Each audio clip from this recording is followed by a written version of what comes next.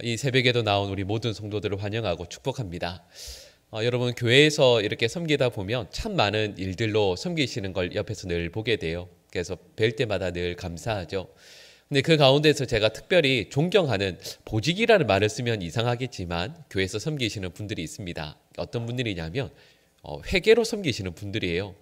왜냐하면 지금부터 한 6, 7년쯤 전에 섬기던 교회에서 저와 두 분 목사님들이 함께 이제 미국 교회 탐방이라는 명목으로 한 2주일 정도 갔다 온 적이 있습니다. 목사님들마다 이제 여러 일들을 맡았는데, 여러분, 제가 딱 이렇게 보면 수학을 잘하게 생겼잖아요. 제가 실은 그래서 그런 건 아니고, 고등학교 때 저 혼자 이과였다는 이유로 제가 회계를 맡게 됐습니다. 그래서 이제 총 여행 경비가 꽤 많았었는데, 그걸 제가 맡아서 이제 영수증이나 이런 것들을 다 하는 거였어요. 근데 문제가 뭐였냐면, 하루에 운전하는 시간들도 많고 일정들이 워낙 힘드니까요, 영수증을 못 받는 경우도 있고, 또 그래서 매일매일 정산을 하는 것도 아니었습니다. 돌이켜보면 그 한 2주 정도 되는 중에 딱 2번 이제 경비를 쭉 제가 모아서 정산을 했는데, 이제 돌아가기 마지막 전날 보니까 5만 원이 비는 겁니다. 아무리 해도 이게 찾을 수가 없는 거예요. 도대체 어디서 비는지를. 한 3시간 정도 이렇게 끙끙대면서 밤에 잠도 못 자고 하고 있으니까 두 목사님들이 불러서, 그래, 두 분 다 목사님들이니까 넓은 바다와 같은 마음으로 저를 용서해 주셨어요. 여러분, 그때 그 용서하는 식을 했거든요. 목사님 두 분이 서서 너의 죄를 사하노라, 그래서 왜 이렇게 3번 이렇게 하는 거 있잖아요. 해주셨어요. 평안한 마음으로 돌아왔는데, 여러분, 그때 제가 깨달은 게 있습니다. 여러분, 교회에서 실은 이게 회계 업무라는 게 이게 보통 어려운 게 아니에요. 우리 모든 회계들에게 하나님께서 은혜와 복 주시기를 축복합니다. 근데 여러분, 제가 이 말씀을 드리는 이유가 있어요. 예수님의 12 제자들 가운데에서 여러분, 우리가 가룟 유다에 대해서 잘 설교 말씀을 하지 않습니다. 근데 생각을 해보면 가룟 유다가 틀림없이요, 여러분, 틀림없이 가장 똑똑했을 거예요. 왜냐하면 생각해 보세요. 여러분, 예수님의 제자가 몇 명이라고요? 12명요. 근데 여러분, 저희가 기본적으로 12명을 생각하지만, 예를 들면 다른 복음서에 보면 예수님의 제자가 70여 명, 70명이었다는 말씀도 나옵니다. 어떤 때는 예수님을 포함해서 71명이, 혹은 어떤 때에는, 실은 보통 때죠, 보통 때는 13명의 사람들이 늘 함께 지낸다라고 생각해 보세요. 여러분, 거기에 드는 비용이 얼마나 많이 있겠습니까? 근데 그 드는 비용들을 늘 정산하고 또 준비하고 챙겼던 사람이 가룟 유다입니다. 그러니까 가룟 유다는 틀림없이 똑똑했겠고 또 성실했겠다라는 생각도 하게 돼요. 더군다나 요한복음 12장 6절 말씀을 보면, 이 가룟 유다가 그 모이는 돈들 중에서 여러분 아시죠? 적당히 어느 정도의 돈을 뒤로 챙겼거든요. 여러분, 근데 그게 들통이 나요, 안 나요? 안 나요. 들키지 않았습니다. 그러니까 여러분, 이 말은 물론 저희가 볼 때는 가룟 유다가 잘못한 것이지만, 세상적인 관점으로 보면 가룟 유다는 들키지도 않고 그 재정을 사람들에게 성실하다, 그리고 훌륭하게 잘 감당한다는 말을 들을 수 있을 만큼 여러분, 회계 관리를 잘 했다라는 뜻이니까, 여러분, 가룟 유다가 예수님의 모든 제자들 가운데에서 가장 똑똑했겠구나라는 것을 우리는 충분히 짐작할 수 있습니다. 그런데 우리는 오늘 본 말씀을 통해서도 알 수 있죠. 가룟 유다는 예수님을 은 30에 팔아버렸습니다. 은 30이 지금으로 하면 어느 정도 가치가 될까요? 우리가 잘 알고 있는 가치에 비교를 해보면, 여러분, 은 한 세겔은, 은 하나는 그 당시의 돈으로 하면 4데나리온을 의미합니다. 은 30개면 몇 데나리온이죠? 120데나리온이요. 여러분, 120데나리온은 많은 가치가 있는 돈인가 하면 어떻게 보면 그럴 수 있겠죠. 여러분, 그러나 은 30은 그 당시에 가장 탁월한 지도자이자 영적인 랍비였던 예수님에 대한 몸값으로 치기에는 너무 적은 돈이었습니다. 근데 여러분, 가룟 유다가 왜 예수님을 은 30에 팔아버렸을까요? 여러분, 여기에는 이유가 있습니다. 만약에 2가지 이유를 따지자라고 한다면 이렇게 말씀을 드릴 수 있겠죠. 여러분, 가룟 유다는 예수님을 은 30에 팔아버리는데, 말씀드렸던 것처럼 가룟 유다는 똑똑한 사람이거든요. 근데 가만히 보니까 더 이상 예수님이 자신의 삶에 소용이 없다라는 것을 깨달았기 때문입니다. 가룟 유다는 분명히 똑똑한 사람이에요.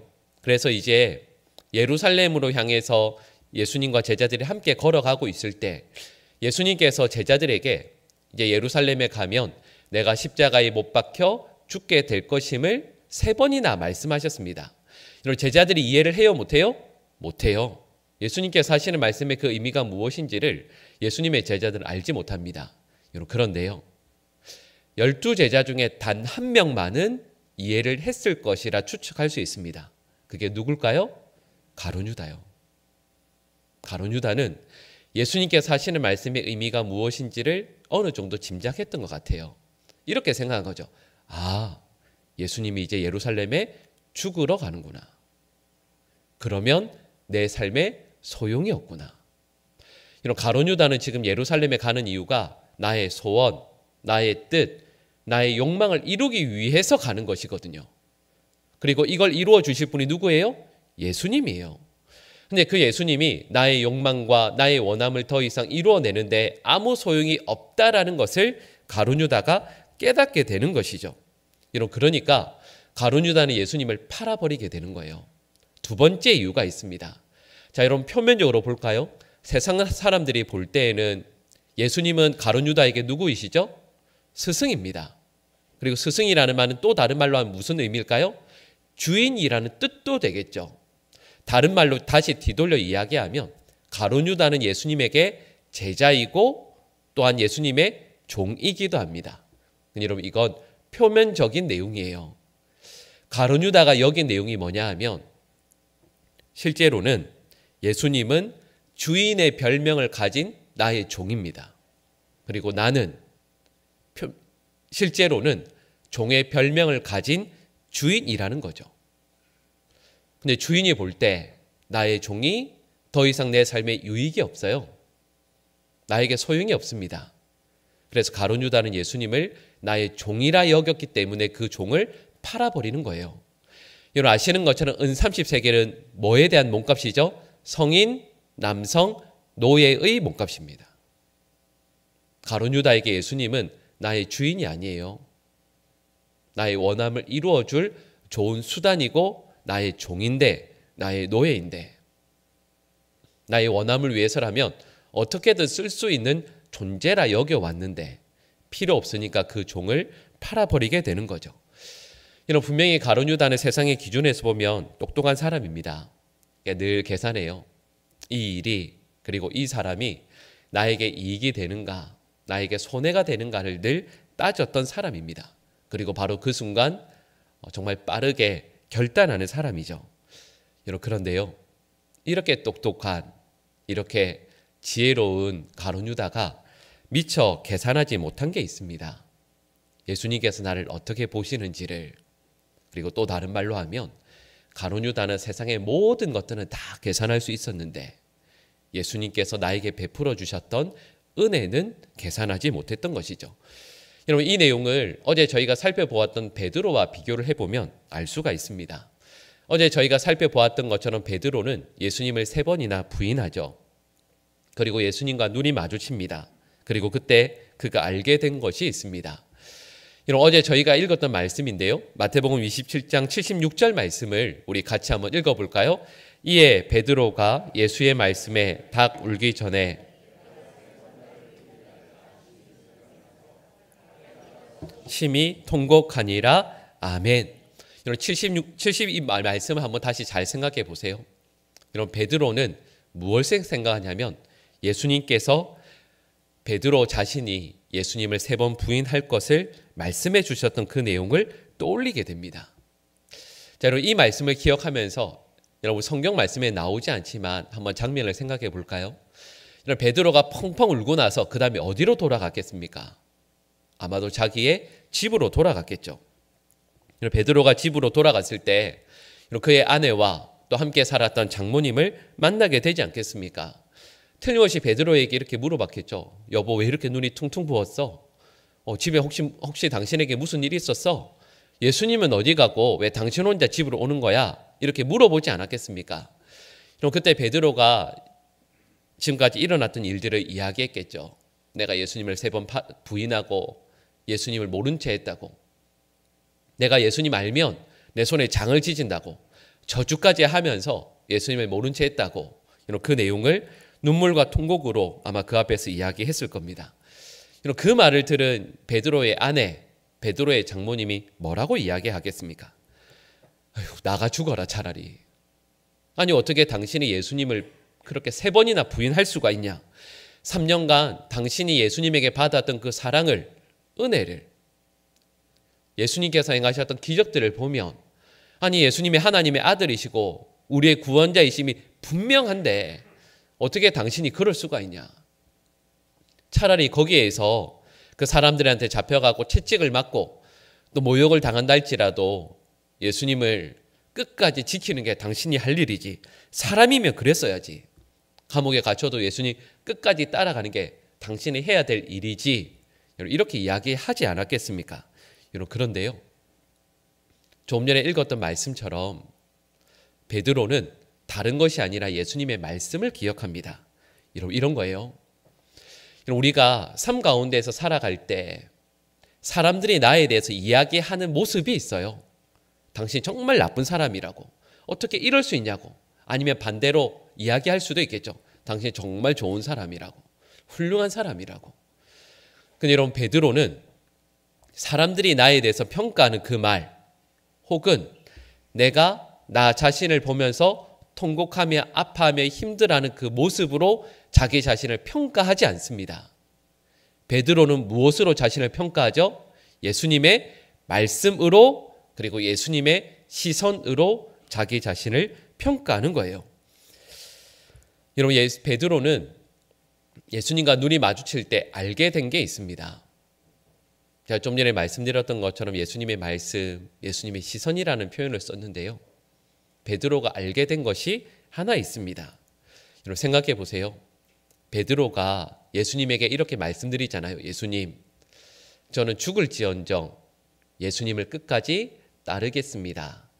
그 말씀 드리잖아요. 여러분 그 말씀 드릴 때, 여러분 바로 그 순간에도 예수님은 베드로가 예수님을 배반할 것도, 그리고 저주하면서까지 예수님을 부인할 것도 알고 계셨습니다. 그런데 그럼에도 불구하고 예수님은 베드로를 끝까지 곁에 두셨죠. 이걸 이미 알고 계셨습니다. 그럼에도 불구하고 예수님은 베드로의 발을 씻겨 주셨어요. 알고 계셨음에도 불구하고 최후의 만찬의 자리에서 베드로에게 사랑으로 떡과 잔을 내밀어 주셨습니다. 여러분 이걸 아셨음에도 불구하고 지난 3년 동안 베드로를 여전히 사랑하시고 품어주셨다라는 것을 베드로가 비로소 알게 돼요. 3년간 예수님께서 나와 늘 함께 해주셨다라는 것을 바로 그 순간 알게 돼요. 여러분 말씀드렸던 것처럼 베드로는 예수님을 부인하고 또 저주하는 자신의 행동, 곁에 있는 사람들의 말을 통해서 자신을 평가하거나 바라보지 않습니다. 어디에서 보냐면 지난 3년간 늘 함께 해주시고 나를 사랑해 주시고 나에게 은혜 베풀어 주셨던 예수님의 그 마음, 예수님의 그 사랑, 예수님의 말씀 가운데 베드로 자신을 발견하게 되는 거예요. 그러니까 베드로가 통곡하며 울고 있는 겁니다. 베드로가 통곡하는 이유, 베드로가 그의 삶이 새로워졌던 이유, 그것은 그 누구에게도 사람 취급을 받을 수 없고 비난받을 수밖에 없는 자신을 예수님께서 받아주신다라는 것을, 예수님에게서 받아들여지는 자신의 모습을 예수님의 말씀 가운데에서 발견하기 때문에 통곡하고 있는 거예요.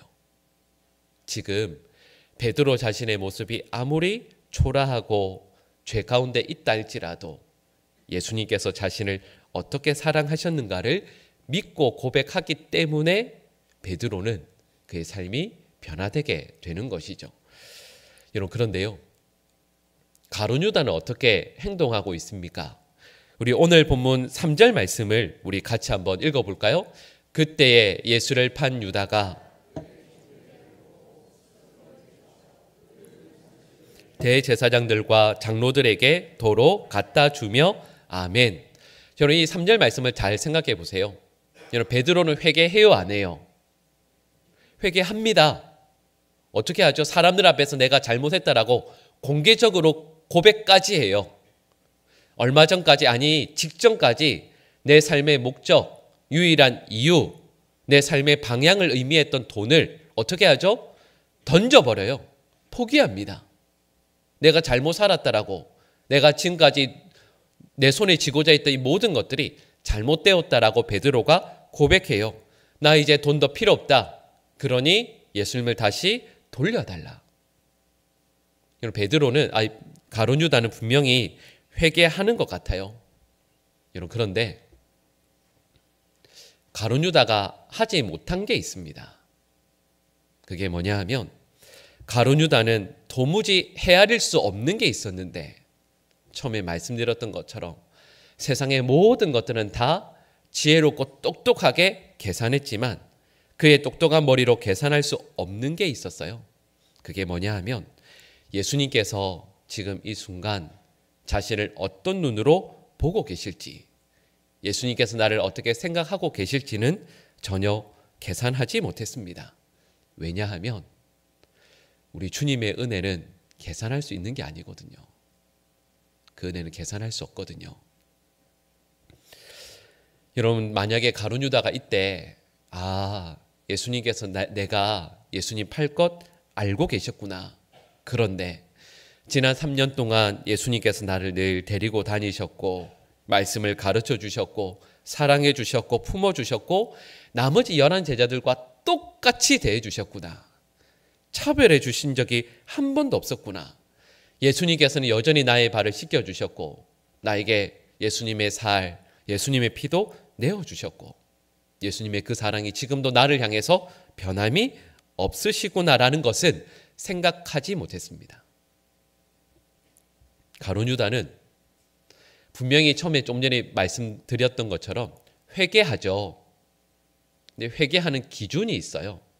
그게 뭐냐 하면 남들이 나 자신을 보는 관점 혹은 내가 나를 보는 그 관점 때문에 회개하는 겁니다. 분명히 베드로와 가룟 유다도 똑같이 잘못했어요. 근데 잘못한 그것으로 자신을 바라보고 있는 겁니다. 배우자가 자녀들이 나를 비난하면 그래 내가 잘못했지. 아니면 어떤 잘못을 했을 때 내가 나 자신을 보면서 그래 나 너무 잘못했지. 잘못한 행동, 누군가가 나를 바라보는 그 시선, 그것 때문에 괴로워해요. 근데 가룟 유다가 하지 못한 게 있습니다.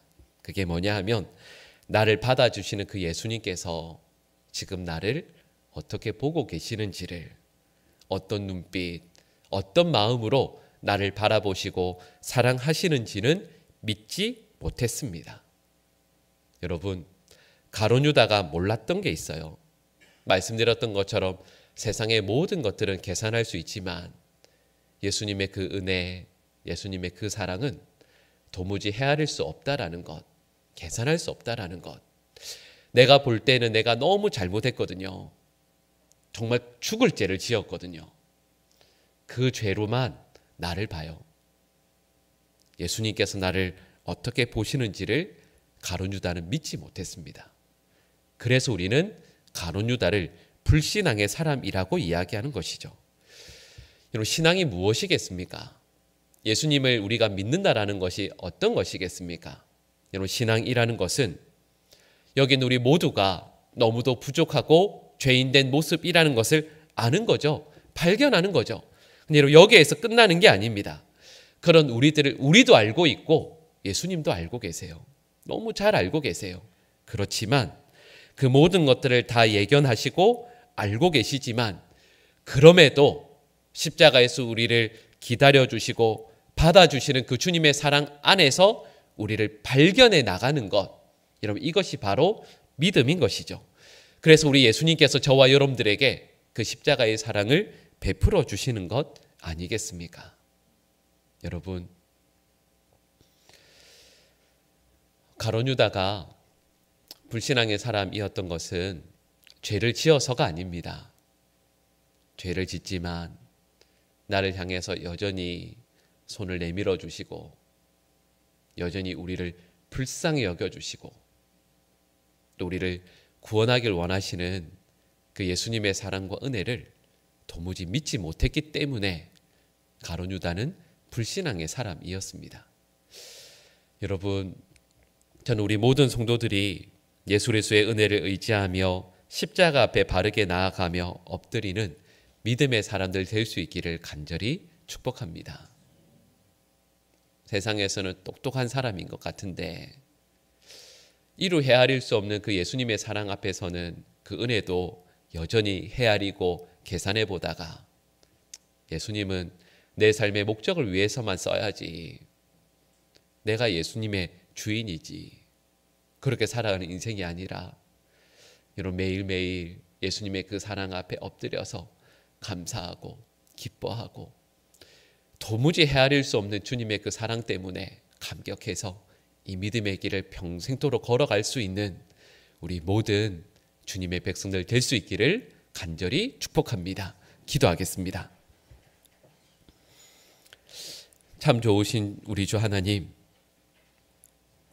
여전히 실수하고 잘못하고 주님을 부인하며 나 자신의 원함을 선택하며 살아가는 죄인들이 예수 그리스도의 십자가 앞에 다시 섭니다. 베드로도 십자가 앞에 섰고 또 가룟 유다도 예수님의 십자가 앞에 서 있습니다.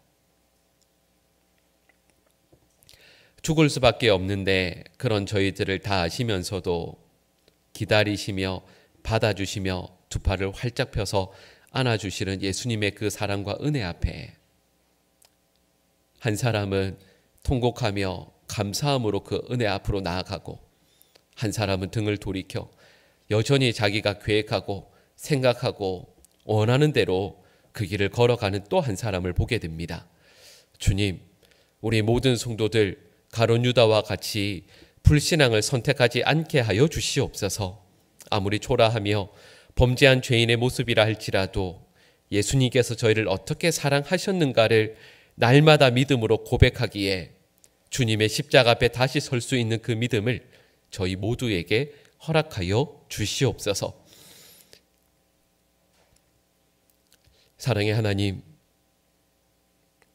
우리 모든 성도들에게 날마다 신앙생활의 걸음걸음이 감사와 기쁨이 되게 하여 주시고 나의 머리로 나의 계산으로 도무지 헤아릴 수 없는 주님의 그 사랑 때문에 그 사랑으로 인하여 이 믿음의 길을 끝까지 걸어갈 것을 믿음으로 결단하는 우리 모든 하나님의 자녀들 되게 하여 주시옵소서. 우리 구주 예수 그리스도의 크신 은혜와 하나님 아버지의 극진하신 사랑하심과 성령 하나님의 교통하심과 함께하심의 역사가 약속의 말씀을 붙들고 우리가 우리 자신을 바라보며 또한 우리 곁에 있는 가족들 혹은 누군가의 관점과 시선으로 볼 때에는 도무지 용납되지 않는 우리 자신을 우리 주 예수 그리스도께서 한없는 사랑과 은혜로 품어주시고 용서하셨음을 믿고 그 주님 앞에 그 십자가 앞에 나아가는 그 믿음의 걸음을 끝까지 포기하지 않고 나아가기를 소망하며 결단하는 사랑하는 모든 주의 백성들과 그 가정과 앞날 위에 지금부터 영원히 함께하옵시기를 간절히 축원하옵나이다. 아멘.